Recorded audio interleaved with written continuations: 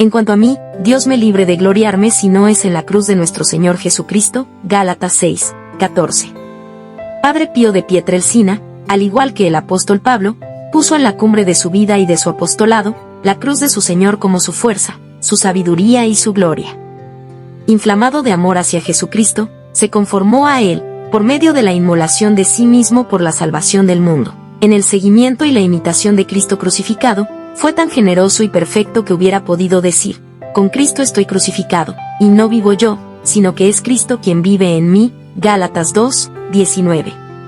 Derramó sin parar los tesoros de la gracia que Dios le había concedido con especial generosidad a través de su ministerio, sirviendo a los hombres y mujeres que se acercaban a Él, cada vez más numerosos, y engendrado una inmensa multitud de hijos e hijas espirituales.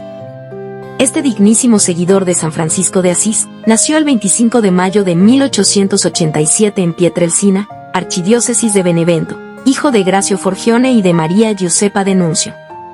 Fue bautizado al día siguiente recibiendo el nombre de Francisco. A los 12 años recibió el sacramento de la confirmación y la primera comunión. El 6 de enero de 1903, cuando contaba 16 años, entró en el noviciado de la Orden de los Frailes Menores Capuchinos en Morcone, donde el 22 del mismo mes vistió el hábito franciscano y recibió el nombre de Fray Pío. Acabado el año de noviciado, emitió la profesión de los votos simples, y el 27 de enero de 1907 la profesión solemne. Después de la ordenación sacerdotal, recibida el 10 de agosto de 1910 en Benevento, por motivos de salud permaneció en su familia hasta 1916. En septiembre del mismo año fue enviado al convento de San Giovanni Rotondo y permaneció allí hasta su muerte. Enardecido por el amor a Dios y al prójimo, Padre Pío vivió en plenitud la vocación de colaborar en la redención del hombre, según la misión especial que caracterizó toda su vida, y que llevó a cabo mediante la dirección espiritual de los fieles, la reconciliación sacramental de los penitentes y la celebración de la Eucaristía. El momento cumbre de su actividad apostólica era aquel en el que celebraba la Santa Misa. Los fieles que participaban en la misma percibían la altura y profundidad de su espiritualidad. En el orden de la caridad social se comprometió en aliviar los dolores y las miserias de tantas familias, especialmente con la fundación de la Casa del Alivio del Sufrimiento, inaugurada el 5 de mayo de 1956. Para el Padre Pío la fe era la vida, quería y hacía todo a la luz de la fe. Estuvo dedicado asiduamente a la oración. Pasaba el día y gran parte de la noche en coloquio con Dios. Decía: en los libros buscamos a Dios, en la oración lo encontramos. La oración es la llave que abre el corazón de Dios. La fe lo llevó siempre a la aceptación de la voluntad misteriosa de Dios. Estuvo siempre inmerso en las realidades sobrenaturales. No era solamente el hombre de la esperanza y de la confianza total en Dios, sino que infundía, con las palabras y el ejemplo, estas virtudes en todos aquellos que se le acercaban.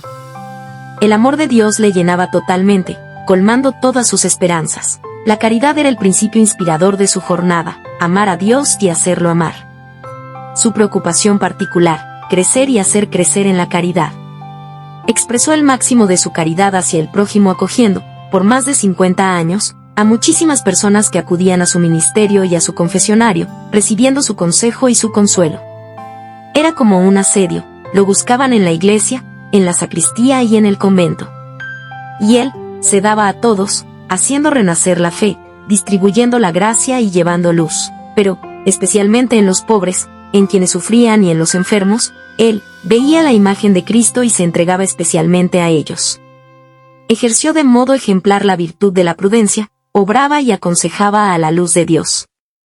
Su preocupación era la gloria de Dios y el bien de las almas.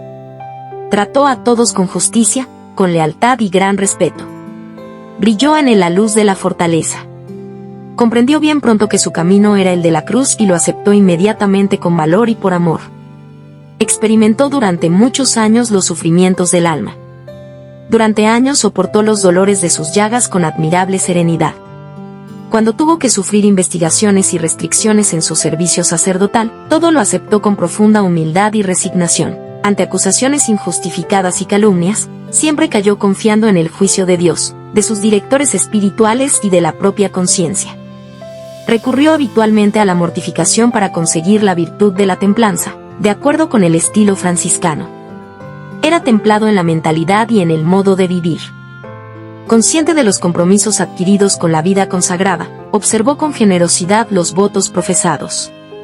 Obedeció en todo las órdenes de sus superiores, incluso cuando eran difíciles. Su obediencia era sobrenatural en la intención, universal en la extensión e integral en su realización. Vivió el espíritu de pobreza con total desprendimiento de sí mismo, de los bienes terrenos, de las comodidades y de los honores. Tuvo siempre una gran predilección por la virtud de la castidad.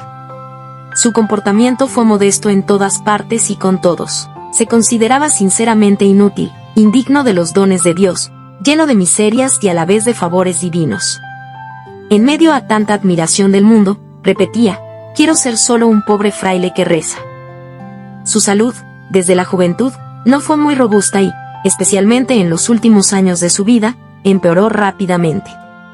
La hermana muerte lo sorprendió preparado y sereno el 23 de septiembre de 1968, a los 81 años de edad.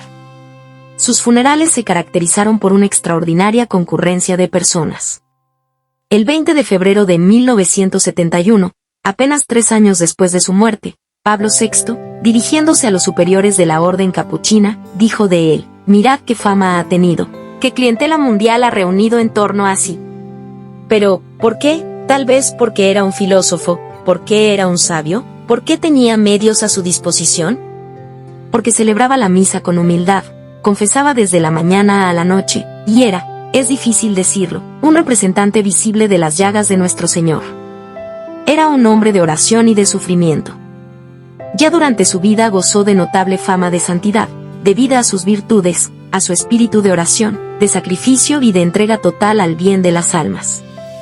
En los años siguientes a su muerte, la fama de santidad y de milagros creció constantemente, llegando a ser un fenómeno eclesial extendido por todo el mundo y en toda clase de personas. De este modo, Dios manifestaba a la Iglesia su voluntad de glorificar en la tierra a su siervo fiel. No pasó mucho tiempo hasta que la Orden de los Frailes Menores Capuchinos realizó los pasos previstos por la ley canónica, para iniciar la causa de beatificación y canonización.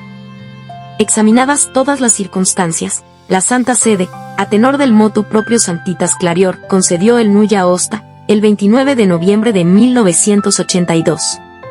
El arzobispo de Manfredonia pudo así proceder a la introducción de la causa y a la celebración del proceso de conocimiento, 1983 a 1990. El 7 de diciembre de 1990 la Congregación para las Causas de los Santos reconoció la validez jurídica. Acabada la positio, se discutió, como es costumbre, si el siervo de Dios había ejercitado las virtudes en grado heroico. El 13 de junio de 1997 tuvo lugar el Congreso Peculiar de Consultores Teólogos con resultado positivo. En la sesión ordinaria del 21 de octubre siguiente, siendo ponente de la causa Monseñor Andrea María Herba, obispo de Velletri Segni, los padres cardenales y obispos reconocieron que el Padre Pío ejerció en grado heroico las virtudes teologales, cardinales y las relacionadas con las mismas. El 18 de diciembre de 1997, en presencia de Juan Pablo II, fue promulgado el decreto sobre la heroicidad de las virtudes. Para la beatificación del Padre Pío, la postulación presentó al dicasterio competente la curación de la señora Consiglia de Martino de Salerno, Italia. Sobre este caso se celebró el preceptivo proceso canónico ante el Tribunal Eclesiástico de la Archidiócesis de Salerno-Campagna Cerno de julio de 1996 a junio de 1997. El 30 de abril de 1998 tuvo lugar, en la Congregación para las Causas de los Santos, el examen de la consulta médica y, el 22 de junio del mismo año, el Congreso Peculiar de Consultores Teólogos.